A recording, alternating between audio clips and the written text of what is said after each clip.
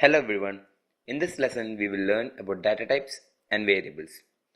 So variable, as the name suggests, is something whose value can change during the program. Suppose you are making a game, and in the game the player starts with 500 points. Now every time he dies in the game, the points has to decrease. The point has to become 499, 498 and so on. So we cannot give points a fixed value. That is where the concept of variables come in handy.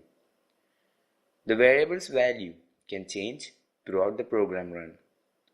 One thing to remember is that every time you give a variable a value, you have to end the line with a semicolon. And that is very important. Now we can try compiling this. As you compile the code, you can see that there is an error. Point was not declared. This is the same error from the last video when we didn't add IOStream and we used cout. So what to understand from this is that Dave C++ doesn't know what point is. It doesn't know what it is supposed to do. And that is where we use data types. By adding a data type, in this case int is an integer data type. It tells the compiler points is an integer. Points is an integer variable which can store integer values. There are other data types like float, which is for decimal numbers, and then there's double, which is for long numbers. One more data type is there for characters.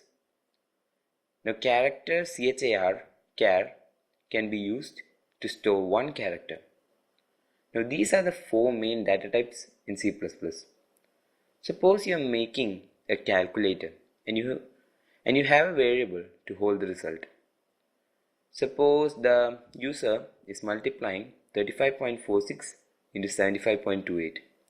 So we need a variable that can store a decimal value, and that is the use of float. Sometimes float is not sufficient enough to store large numbers. That is where double is used. Now character is used to store a single character. For example, we can make a variable character which stores the value a.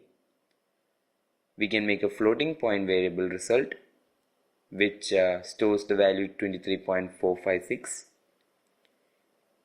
And double can be used for large numbers. Always remember that the semicolon is very important every time you define or declare a variable. Now that is all about variables. In our next lesson, we will learn something very interesting. What is this int doing here? We just told that int is a data type. So what is the purpose of int here? And what is this main? And why is return 0 here? We will learn about all these concepts in the next video. So see you there. Thank you.